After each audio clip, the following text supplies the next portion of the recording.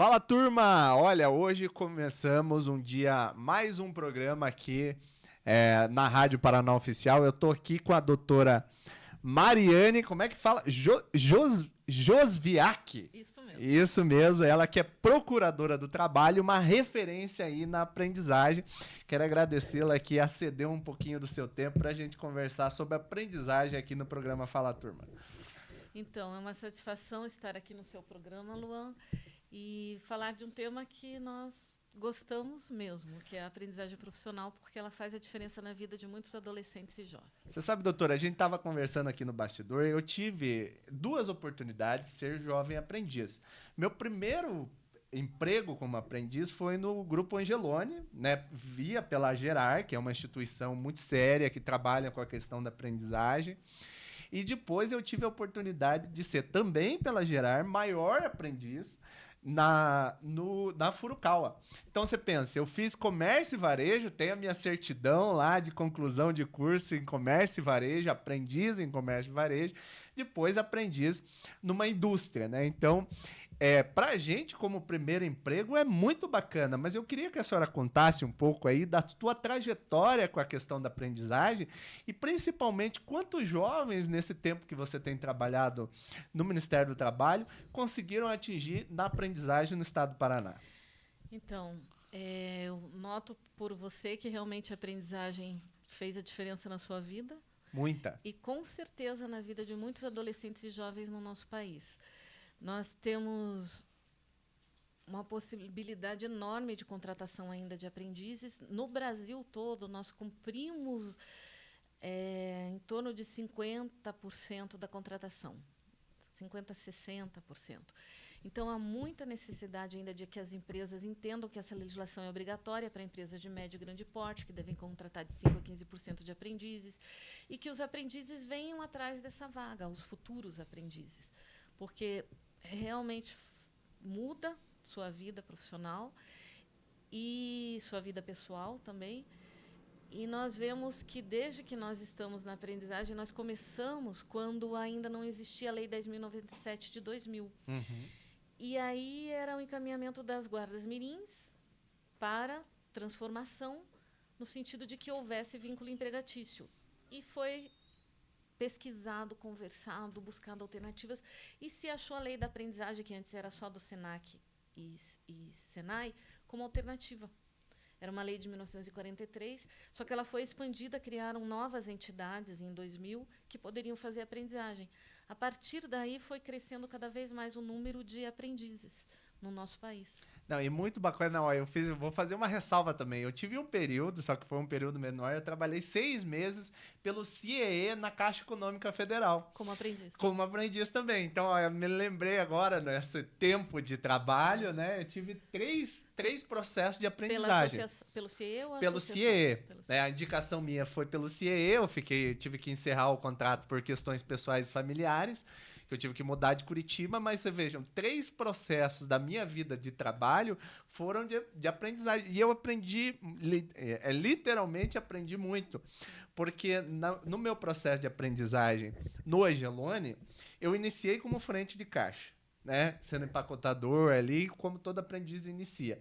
Depois eu tive uma experiência, eu passei por 5 setores dentro do Angeloni. Isso é muito bacana, Sim, né? Isso foi algo que foi bem conversado com as instituições formadoras na época, para que o aprendiz de supermercado não ficasse só empacotando, que ele visse todo o segmento do supermercado na prática.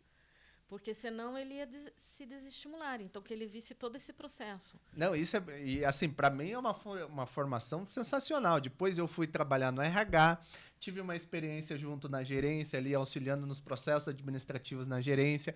Depois passei já lá para o estoque para entender como é que funciona o estoque.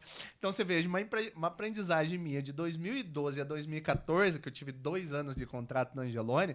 Eu lembro até hoje meu salário, que foi meu primeiro salário, R$ 413,62. Sim, porque o salário é proporcional à jornada, né? Sim. Então, se você trabalhou 4 horas, sim, nessa época era 4 horas. E também o bacana da legislação da aprendizagem é que você tem também a teoria. E Sim. obrigatoriamente você tem que estar na escola. Se alguém está fora da escola, está, por exemplo, no 7º ano, tem 14, 15 anos, quer ser aprendiz, tem que voltar para a escola. Então, ele acaba coibindo a evasão escolar. Muito bom isso. E também outro fator, doutora, que você pode usar nas suas palestras é que isso influencia na família. Porque eu fui o primeiro, eu sou um dos mais velhos netos, né, da família, entre meus 8 tios. Então, eu fui o primeiro a ser aprendiz. E pela minha experiência como aprendiz, os meus tios começaram a colocar meu primo. Meu primo foi também para gerar. Minha prima depois foi para o CIE. Então, gera dentro da família da gente o negócio, ó, o Luan tá empregado, tem carteira assinada. E não tem coisa melhor para um jovem de 14 anos, a época que eu tinha, que é você ter uma carteira assinada, você ter um dinheiro... Né? E você ter dinheiro para você também. Com 14 anos, R$400 naquela época, nossa, fazia milagres, né? Sim. Então isso é muito bacana. Eu acho que eu defendo muito a aprendizagem, tenho uma relação muito grande com a pauta da aprendizagem, no sentido de colocar esse jovem no mercado de trabalho e principalmente os jovens em vulnerabilidade, né? Isso. A legislação prevê hoje expressamente quais são os jovens vulneráveis. Então, os que fazem parte de programas como Bolsa Família, os que são de escola pública, as pessoas com deficiência também podem ser aprendizes independente de idade. Enfim, tem uma gama, os jovens de casas de acolhimento, os jovens do socioeducativo, os adolescentes. Eu falo jovens, mas seriam mais adolescentes, porque a prioridade é de adolescentes de 14 a 18 anos, na legislação. Só que podem também ser contratados jovens de 18 até 24 anos incompletos. Isso. Mas a prioridade é de 14 a 18 anos. E é importante também frisar que há alguns processos de articulação política de órgãos públicos, e também nós atuamos nesse sentido para que os próprios municípios façam sua legislação. Que bacana. Para que venham contratar aprendizes. Os municípios precisam fazer isso porque eles estão destinando recurso que coibiria o trabalho infantil também, porque muitos têm 14 anos e estão no trabalho irregular, para serem aprendizes. Eles estão atuando preventivamente para que muitos não venham cometer infração penal porque ele está ocupado. E o município também pode ser unidade concedente, que é uma legislação que nós participamos em Brasília, que é o decreto 8.740 de 16, que depois foi atualizado.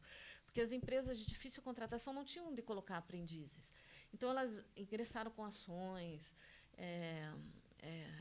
ingressaram tentando a nulidade de autos de infração do Ministério do Trabalho e Emprego, diversas circunstâncias que, através dessa lei, foi possível dizer, não, você não tem onde colocar seu aprendiz de 14 a 18 anos, porque você é insalubre, perigoso, penoso, é uma construção, é uma vigilância.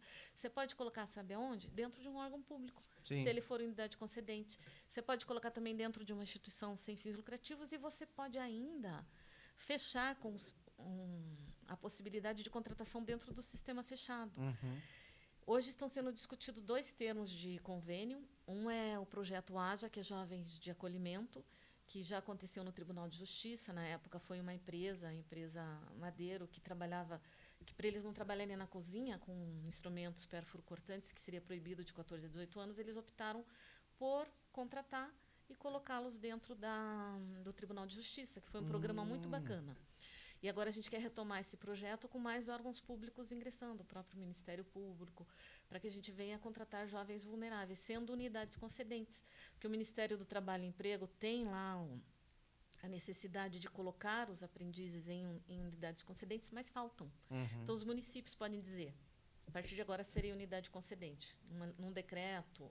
E também uma legislação dizendo, vamos ter, a partir de 2026, 30 aprendizes, 50 aprendizes dentro do município.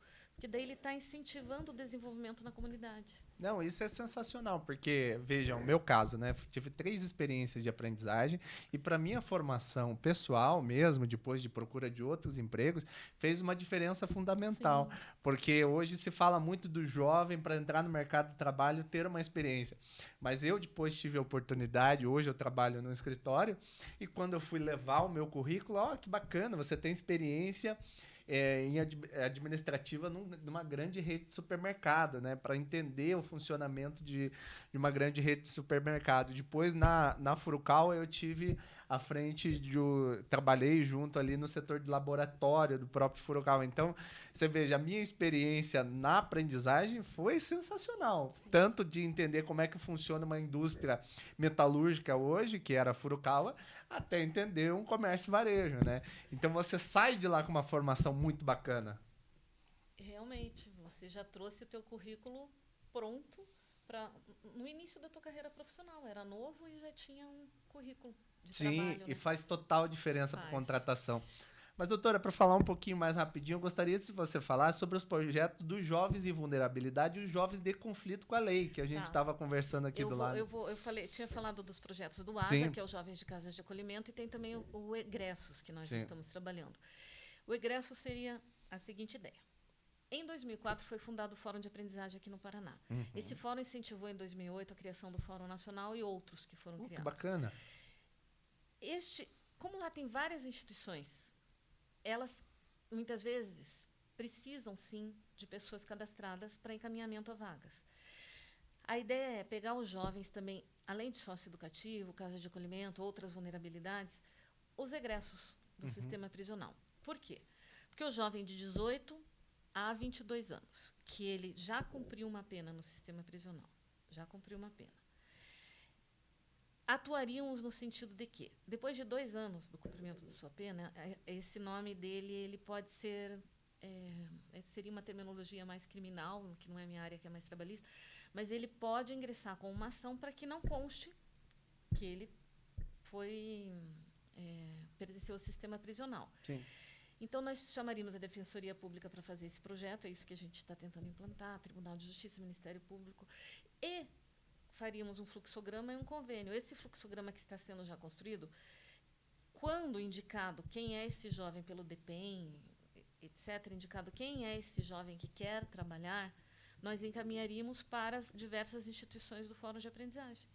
Olha, vocês aderiram ao projeto, ao convênio, então temos 5 vagas aqui que o DPEM, por exemplo, vai encaminhar. Então, vamos transformá-los em jovens aprendizes.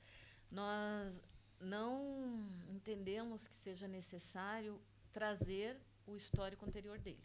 Se ele é socioeducativo, se ele é egresso. Ele já cumpriu sua pena, ele já conseguiu a sua idoneidade do nome nas pesquisas, e aí nós entendemos que não é necessário. E ele já ingressaria nesse processo para que as instituições encaminhassem. Atualmente, do sistema socioeducativo, muitas têm encaminhado. Já tem esse contato com promotores de justiça, já tem sido feito esse trabalho. E, quando começou, uma das primeiras leis que nós temos notícia foi a lei de 2006. Era 15.200 de 2006 no estado do Paraná, que foi um exemplo para diversos estados. Essa legislação, ela dizia que o estado do Paraná contrataria 700 jovens que cumprem medidas socioeducativas. Porque foi um desejo do governador à época.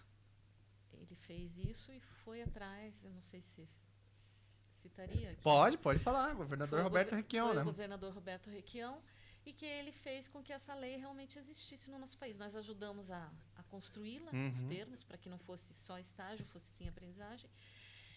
E se constatou que dos 500 aprendizes à época, só 3% reincidiram criminalmente. Olha. Então, foi um projeto diferenciado. Só que, com o passar do tempo, ele foi reduzindo. Houve uma época que nós ingressamos com uma ação civil pública na Justiça do Trabalho. Nós conseguimos ganhar em 1º grau e em 2º grau. Depois, o Estado fez acordo conosco que contrataria os aprendizes. 350 e depois 350 com recursos do SEDECA e do BIRD. Só que é necessário que o Estado inclua no seu orçamento, para que, quando cessar o recurso do SEDECA e do BIRD, tenha recurso do Estado para que continue. E o que se chegou à conclusão, tanto nesse projeto quanto um outro que foi feito em Araucária, com o promotor Davi, no sentido de que só os adolescentes do sistema socioeducativo não era bom, porque ficava carimbado. E as pessoas começavam a não querer. Então, hoje em dia, é genérico, mas as vulnerabilidades, dentre as vulnerabilidades, teriam que ter prioridade. Então, o socioeducativo, dentro do vulnerável, prioridade. Estabelecer qual é o percentual, sem citar essa vulnerabilidade, né? Perfeito, doutora. Olha, agradeço. peço a você, depois eu vou pedir para o Alexandre seu contato do WhatsApp para você vir numa conversa que mais duradoura, né? Sei que a senhora tem uma agenda depois. Mas eu, pessoalmente, eu defendo muito a aprendizagem. Eu acho que, assim, aprendizagem para mim, eu nasci no interior do Paraná, né? Eu cheguei aqui um pouco antes de me tornar aprendiz. A aprendizagem, para mim, colocou 2 fatores. Tanto no mercado de trabalho, mas também a minha sociabilidade na cidade de Curitiba. Então, porque eu vim de uma cidade de 20 mil habitantes, eu morava no interior do interior, morava na roça, né? Eu trabalhava na roça com a minha família. E daí chegar numa cidade grande aqui, não conhecer nada. Ser aprendiz foi a primeira porta de entrada para minha vida. Até é um caso engraçado, né? Eu virei aprendiz porque a minha prima trabalhava nesse mercado, no Angelone, e daí ela falou, ó, estão fazendo uma divulgação de aprendizagem, vai lá e se inscreva. Daí eu fui lá e graças a Deus deu certo, e fiquei 2 anos no Angelone, tenho uma boa relação com, assim, de grandes amigos que continuam lá, que trabalhavam comigo. Então, para mim, foi favorável em 2 termos, tanto da questão do trabalho, a renda, que a gente já conversou aqui, mas também de sociabilidade para conhecer a cidade de Curitiba. Mais uma vez, agradeço a senhora aqui, fica à disposição para a gente fazer esse papo depois. Eu te agradeço também, Luan, e foi importante você dizer que, embora você não tenha sido contratado, continuado na empresa, você foi um início para você começar a sua vida profissional. Sim. Porque muitas vezes as pessoas se preocupam, mas foi contratado ou não para a empresa. Eu, particularmente, entendo que isso não é relevante, porque abre caminhos para você buscar novas possibilidades. Nossa, Ainda total. que não fique naquela mesma empresa, você vai buscar novos caminhos. Não, e isso é um diferencial que é sempre importante a gente reforçar. É um histórico que você ganha para sua vida, né? E você veja, claro, haveria oportunidade de trabalhar aí no Angelone ou nas outras empresas que eu passei. Mas você buscou outros Mas caminhos. eu busquei outros espaços, depois fui trabalhar numa empresa de comércio menor, etc. e tal. Mas a minha aprendizagem, a minha formação, a minha qualificação enquanto aprendiz fez uma diferença absurda. Depois eu fui trabalhar, hoje eu sou formado, trabalho na área de consultor de vendas, né? Tive uma experiência numa empresa São José dos Pinhais, hoje trabalho no escritório privado como consultor de vendas, que eu pego experiências que eu tive lá no Angelone e lá na Gerar aprendendo sobre comércio e varejo. Sim, você pode escolher o seu caminho, Sim. a sua oportunidade. Sim, perfeito. Então tá, e agora está aí nos entrevistando. Então tá muito feliz em conhecer a sua história. Prazer, também, tá viu, bom? doutora? Muito Obrigada. obrigado mais uma vez e conversamos, tá bom? Pessoal, essa foi uma conversa aqui muito rapidinha com a doutora Mariane, mas um prazer estar com ela aqui. E continuamos nosso papo hoje para a gente falar algumas notícias que saíram aqui no estado do Paraná, que está reverberando aí na política do estado. É o MBL colocando o João Bétega expulso da sua rede da política do MBL. E o que aconteceu? Para vocês entenderem o toar das leis. O João Bétega, em 2020, foi candidato a vereador. Em 2022, ele foi candidato a deputado estadual, já no MBL. Em 2020, ele foi candidato a vereador pelo PV. Foi candidato a vereador pelo PV. Tava à esquerda à época, fez 1.000 e poucos votos, quase 2. Então, ele teve a sua trajetória ali, depois ele se radicalizou. Conheceu o MBL, se radicalizou. Para quem acompanha aí a política sabe que esses termos dão certo, dão... Para hoje aqui na política do estado do Paraná, dá muito certo. E daí ele se radicalizou politicamente. E nessa radicalização dele no MBL não deu muito certo. Porque o MBL está tentando criar um partido. Gente, vocês me perdoem. Eu vou pegar uma água aqui, porque tá dando soluço.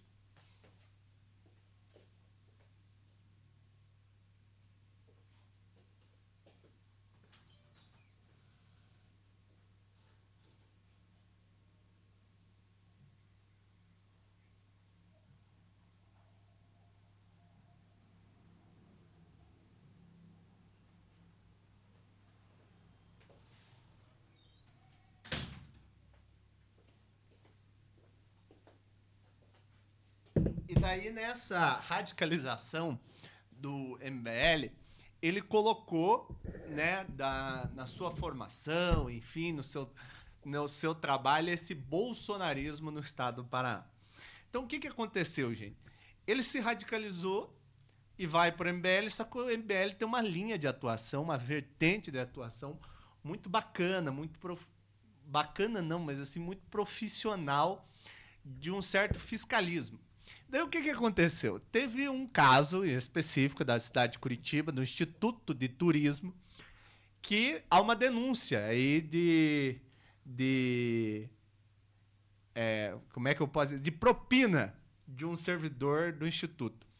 E por esse radicalismo, por essa, como é que eu posso dizer, fiscalização contundente do MBL, o Bétega, por acordo com o PL, por acordo com o Éder Borges, não quis denunciar. E a turma do MBL, que tem um posicionamento mais fiscalista, denuncista, etc., não aceitaram. Então hoje o que aconteceu? Para vocês entenderem, você que está nos assistindo aqui na Rádio Paraná Oficial. 7 assessores do vereador João Bétega, ligados ao MBL, inclusive o chefe de gabinete, pediram demissão coletiva. Todos pediram demissão coletiva para tratar sobre a questão do MBL. Então, você veja só, o cara, ninguém aceitou os posicionamentos. Fora outras coisas, o cara do vídeo, depois vocês aí que gostam das redes sociais, teve uma live do MBL falando sobre esse caso e chamando do Bétega de idiota pra cima. Então foi uma confusão, uma coisa assim, sem precedentes. E, gente, o que aconteceu ali é um posicionamento claro, político do MBL de falar, porra, a gente não aceita esse tipo de situação, né? A gente não aceita esse posicionamento desse tipo. E o MBL disse, o MBL expulsa o vereador João Bétega de Curitiba, só grava vídeos idiotas. Chamou o MBL de idiota. A reportagem da Band, do portal Band. E sabe outra coisa que aconteceu? Deixa eu mostrar aqui para vocês. Teve uma fala, chamaram, traição, ausência de trabalho político, só grava vídeos idiotas, faz vista grossa para os crimes cometidos pelo PL. Então, o MBL não aceitou os acenos, ele disse que estava fazendo acenos porque ele... Até eu vou ler a mensagem que me mandaram, por decisão unânime. Essa é a decisão do MBL do Estado do Paraná, do Movimento Brasil Livre. Por decisão unânime do Núcleo do Paraná e de todos, absolutamente todos os assessores parlamentares que pediram exoneração, João Bétega está expulso por traição, ausência de trabalho político, só grava vídeos idiotas, fazendo vista grossa para os crimes cometidos pelo PL. A decisão veio através da semana de discussões. O vereador ignorou todos os apelos e chamamentos à razão, fez uso do medo para pedir a cabeça de diversos assessores que discordavam. Ao fim, exigiu da Nacional a cabeça do chefe de gabinete em troca de fazer acenos ao MBL. O MBL definiu isso e deveria ser decidido em grupo. O grupo conversou com ele, percebeu que através de uma série de mensagens desconexas e ausência de sentido, que o João Bétega apenas mentia e enrolava. Um dos seus assessores seus assessores se ofereceram para sair caso ele não mudasse. E não mudou. Foi então que um deles revelou esse vídeo na entrevista que atacava o MBL e abraçava a agenda do Bolsonaro. Ele estava aguardando para, no momento certo, divulgar. A revelação do vídeo, em sua reação, a revelação do vídeo e sua reação, além de falta de empatia com os membros do gabinete que toparam ficar desempregados e acertar uma nova insanidade, foram a gota d'água. Absolutamente ninguém quer esse rapaz por perto. E é por isso que acato a decisão local e aviso que você que está fora do grupo em uma decisão definitiva.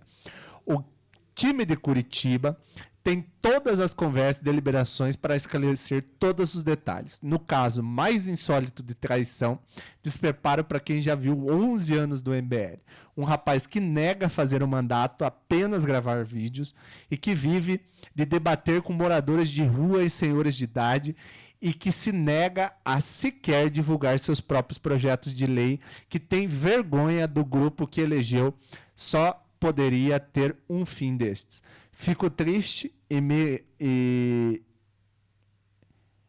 espanta que ele sequer sinta remorso. Trai, mente, ignora o apelo de 100% das pessoas ao redor. É um rapaz mais burro e autoritário que eu já vi. Não é à toa que, aliás, disse ao grupo que o partido Missão é um erro e que não achava que iria para o papel. Já vai tarde, João Bétega é o único vereador do Brasil afastado por todos os assessores. Todos os assessores pediram demissão. E o Will, que é chefe de gabinete, que eu conheço e tal, um companheiro aí. Companheiro não, porque ele é do PSDB. Ele não vai gostar do termo companheiro. E depois, hoje, está na tentativa de fundar aí o seu partido, né? Como é que é o nome do? Missão. Partido Missão. Então, o que aconteceu nessa política aí do MBL no estado do Paraná? Muito bacana a gente ver essa movimentação de clareza e posicionamento. Estou lendo aqui as mensagens. Abraço, pessoal que está nos ouvindo.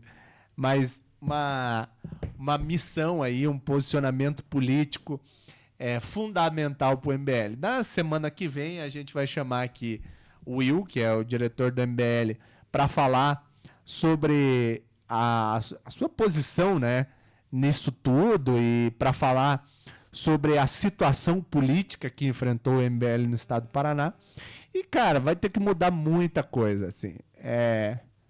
Muita coisa mesmo. Vai ser muito bacana o posicionamento do MBL.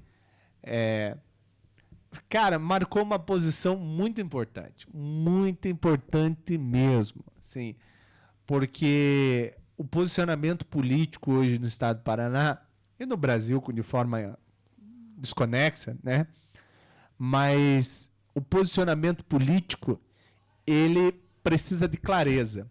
Clareza de quem faz parte, clareza do movimento.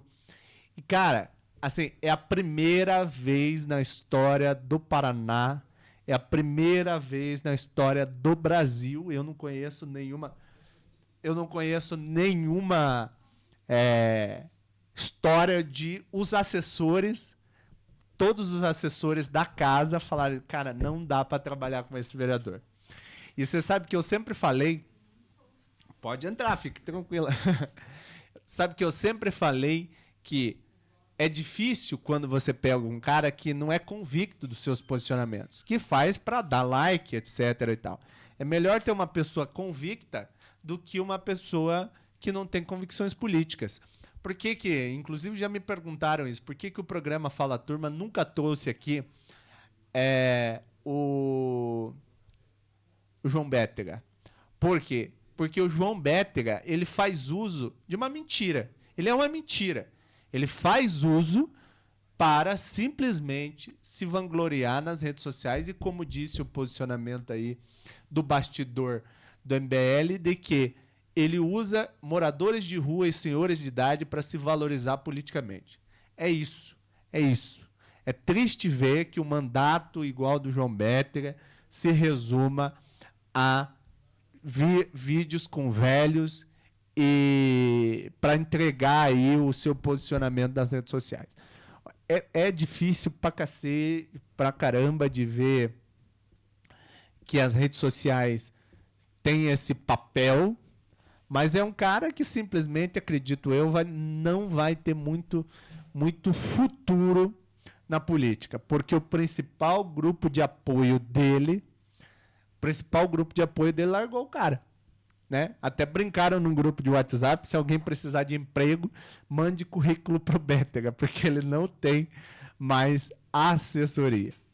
Então, enfim, gente, vamos reverberar, ver os fins dos próprios próximos capítulos, inclusive do PL se posicionar aí, que o pessoal do MBL, que saiu do gabinete do João Bétega, disse que tinha uma denúncia contra um servidor, um cara comissionado no Instituto de Turismo do Estado do Paraná. Inclusive tem uma preposição do vereador repudiando o presidente da Juventude do PL, que é do Instituto de Turismo do Estado do Paraná, da cidade de Curitiba, né? Então você veja a diferença que é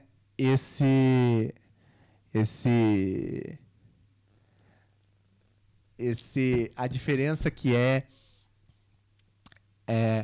esse momento que vive o João Bétega. Eu acho que não vai ter vida longa na política. Eu prefiro um cara que é conservador, que é o caso do Kilter, que é convicto. Kilter é convicto.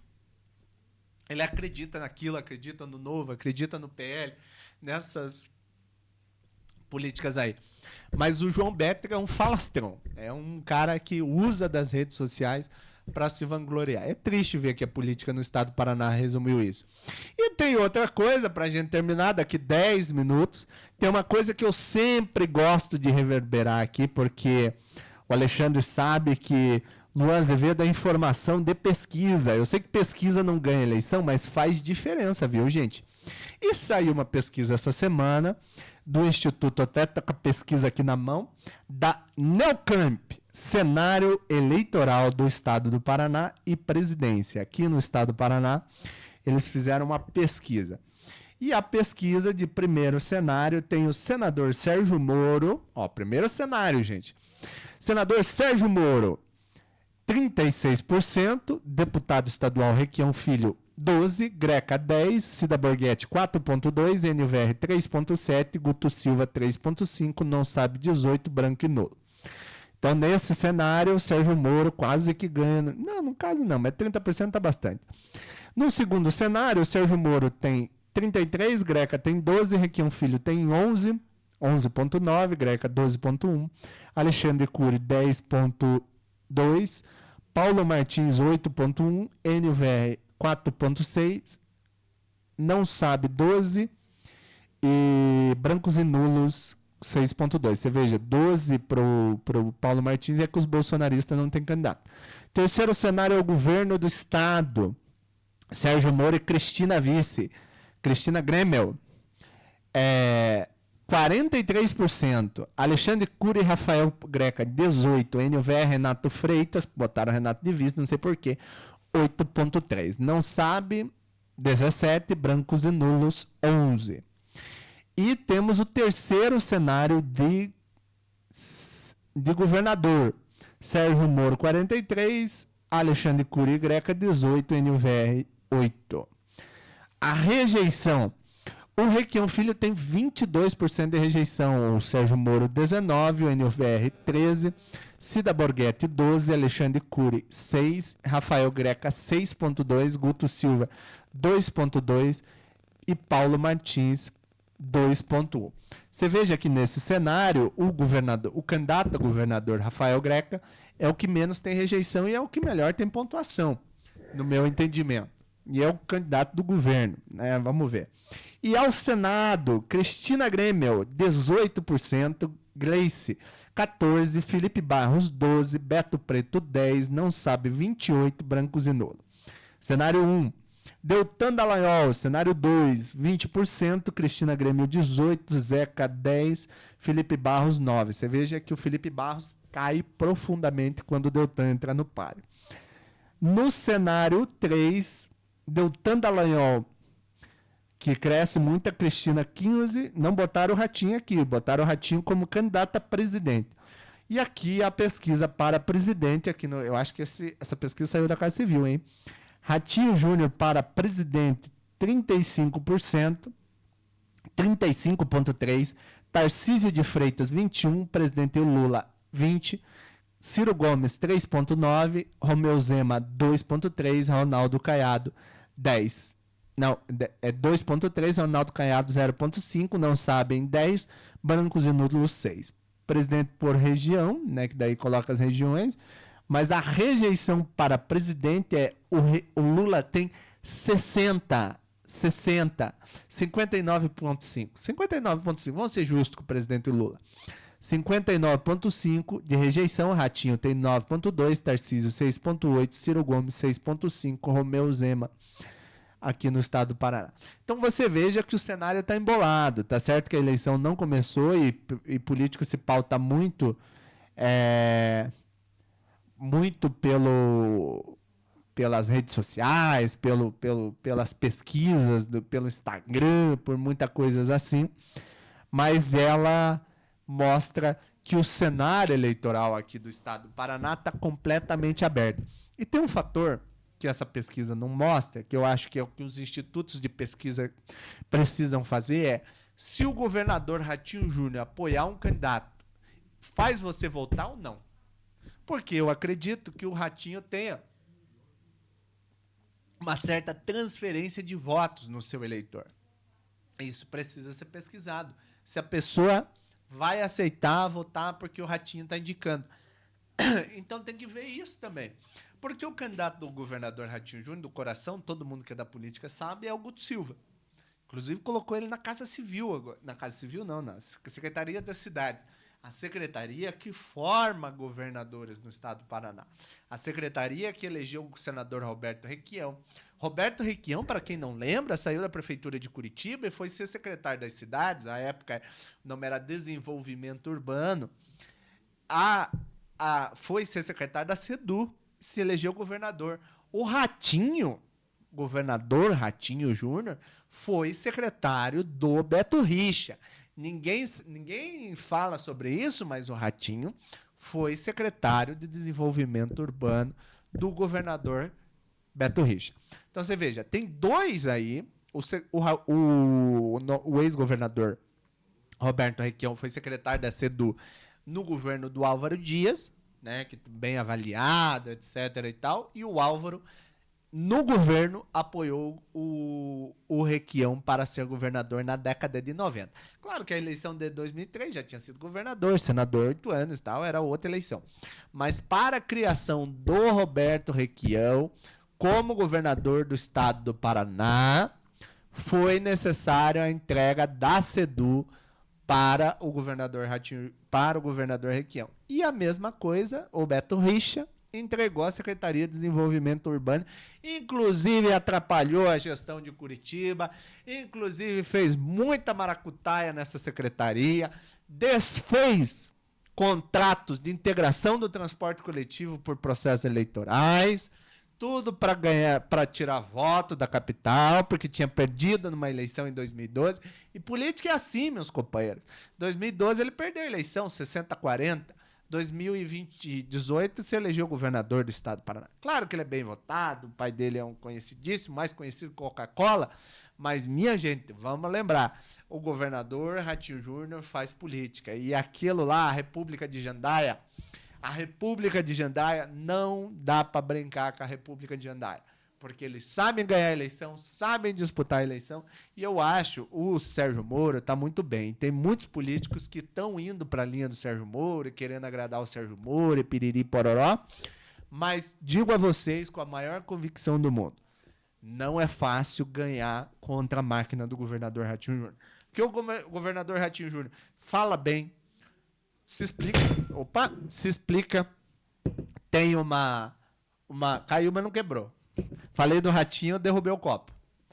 Se explica muito bem, tem uma interlocução, e eu acho que se ele entrar na política do Paraná, na campanha do Guto, seja do Guto, do Alexandre, do Greca, eu não sei qual é o critério de decisão que vai ter no Palácio Iguaçu. Se é pesquisa, se é apoio do governador, se é o governador pessoalmente que vai decidir, mas vejam, o governador, reeleição de governador, final de governo e reeleição é muito difícil. Tá certo que ele está bem avaliado, 80%, etc. Não sei se transfere. Mas a minha questão é, a força do governo ajuda, colabora. Não ganha eleição, mas ajuda e colabora.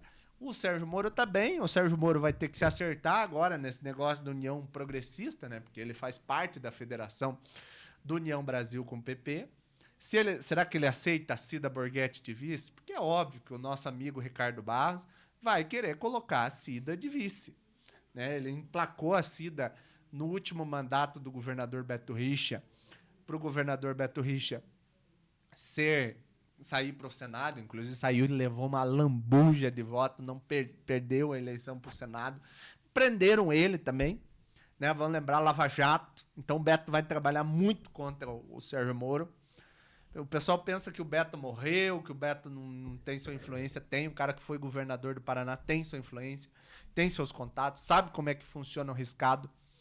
Mas veja, o governador Beto Richa vai ir contra ele, o grupo do Ratinho vai ir contra ele, a esquerda vai ir contra ele, o PT não quer o Sérgio Moro. Então a vida do Sérgio Moro não tá tão fácil assim não, viu? Não tá tão fácil. Se for pro segundo turno, e aí palavra do Luan Azevedo, o Sérgio Moro só tem chance de ganhar a eleição no estado do Paraná se for no primeiro. Se ele for pro primeiro turno e ganhar no primeiro turno, ele é governador do Paraná. Agora, se ele for para um segundo turno e tiver que disputar contra a máquina do governo do estado, contra a esquerda, que não vai aceitar o Sérgio Moro ser governador do Paraná.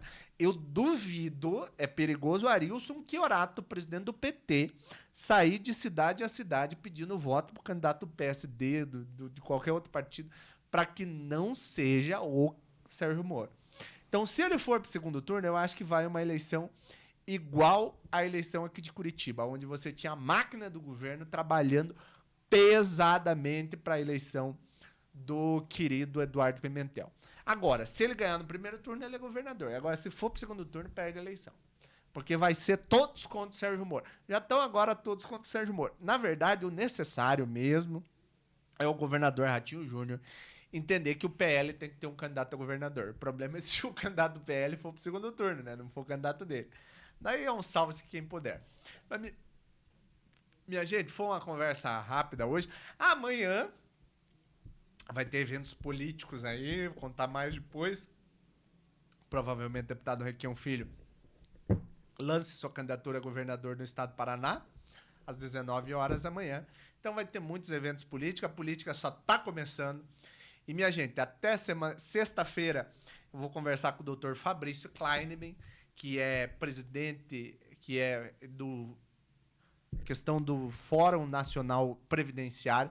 A gente vai conversar sobre o golpe dos aposentados. Ele vai estar aqui sexta-feira para a gente ter uma conversa muito bacana. Tá bom? Alexandre, já tá o horário também. Aqui o Júnior Miola vai começar o seu programa. E quero agradecer mais uma vez a vocês da Rádio Paraná Oficial e até sexta-feira que vem, onde a gente vai conversar do escândalo do INSS, que é o tema nacional hoje. Inclusive, o presidente Lula demitiu o ministro e vai ser uma conversa boa para saber como é que a gente vai restituir 6,9 bilhões do rombo dos aposentados. Então, muito obrigado e até sexta-feira que vem, se Deus quiser.